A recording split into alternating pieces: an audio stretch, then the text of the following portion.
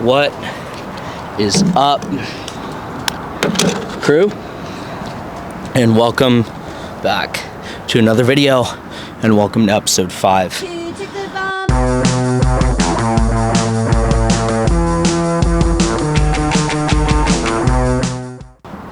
I have to say, I really have appreciated all of the feedback and support on this new series that is being called Day Life. I get a lot of joy out of creating these videos, although some of them are short form, some of them are long form, most of them are a collection of thoughts and experiences, because ideally and realistically, that's all life really is. I am just getting to my office, which I'll share with all of you, right over there. My office is right up there in the top. Just wanted to check in before I head in, because I don't have the busiest day today. It's going to be mainly filled with admin work and check-ins on certain clients that are somewhat behind. But just kind of wanted to check in here because I'm having a day. And I believe I said that in one of the last videos. But I really am. And maybe it's just, whoa, wind. There's a ton of wind right now in SoCal. But it's great. Maybe it's just the phase I'm in. Maybe it's because of the things that I have present and active in my life right now as I am navigating a tedious process of co-parenting. Although I do have faith that it will work out for the best in the long run.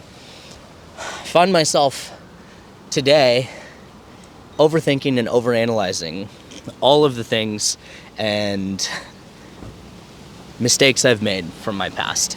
And it reminds me of the saying that I echo to so many other people, which is there's no amount of anxiety and regret that can change the past, just like there is no amount of pre-planning and proper planning that can perfectly predict the future. That's just not how life works. And it just reminds me that the discomfort that I'm feeling right now is an indicator that this is not where I am meant to settle. So if that lands for you, heed that advice.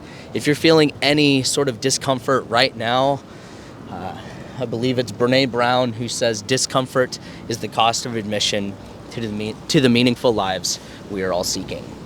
And with that being said, I'm going to head in.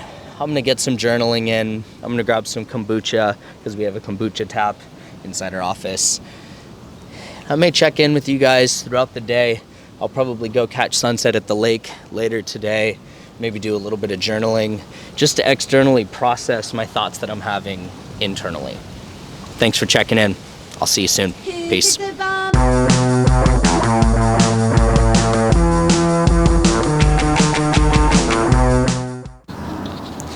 What is up, crew? My day is progressing very slowly. I'm currently sitting outside to get some sunlight. So it's a somewhat chilly day, somewhat warm day if you are inside or in the sunlight.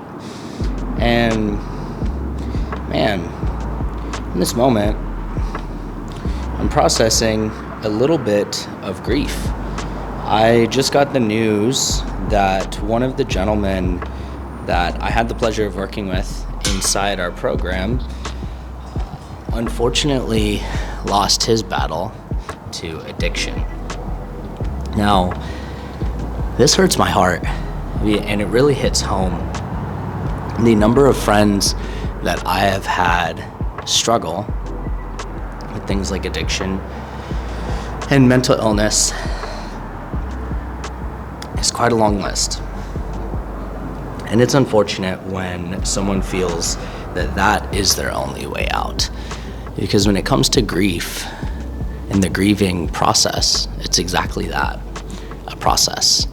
Some days you're going to feel anger, other days you're going to feel frustration.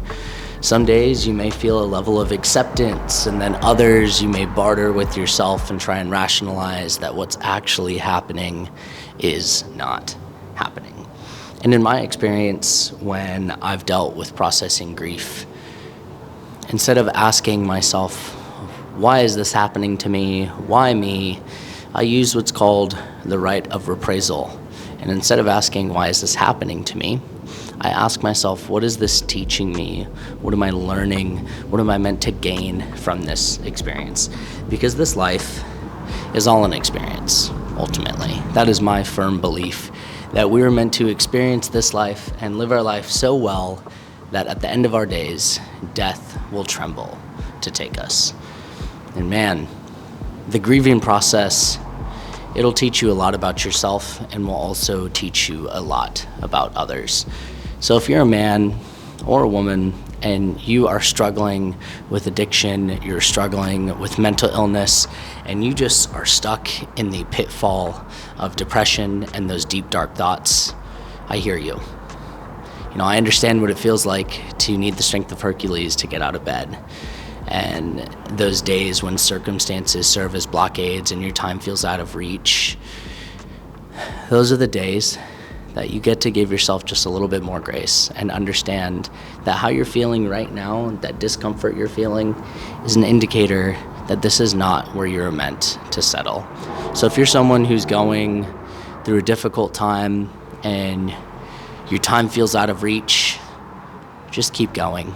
Give yourself a little bit of grace and understand that it always gets better. And I know that sounds cliche, but it's the truth. I appreciate you all listening, and I will see you on the next one. Peace. Who took the bomb?